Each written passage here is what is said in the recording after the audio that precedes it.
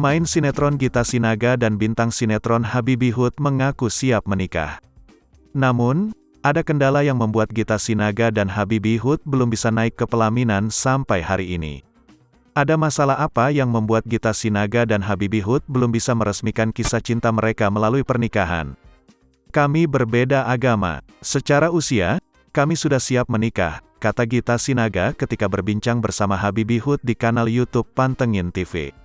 Meski berbeda keyakinan, Gita Sinaga yang kini berusia 32 tahun itu menerima Habibie Hood sebagai pasangannya. Apabila esok menikah, Gita Sinaga yang lahir di Semarang, Jawa Tengah, tanggal 8 Februari tahun 1989, itu akan mengikuti keyakinan Habibie Hood. Gita Sinaga bahkan siap pindah keyakinan jika berjodoh dengan Habibie Hood. Aku pluralis, menerima perbedaan. Agama itu sifatnya vertikal dan manusia sifatnya horizontal antar sesama manusia, ucap Gita Sinaga. Apapun keyakinan yang dianut, lanjut Gita Sinaga, semuanya mengajarkan kebaikan.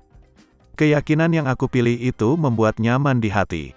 Tuhan adalah tempatku mengadu dan meminta, ucap Gita Sinaga. Saat ini Gita Sinaga siap menikah meski masih mencari jalan keluar terbaik bersama Habibie Hood. Kami masih mencari titik temu, dan semoga menemukan jawabannya, ujar Gita Sinaga.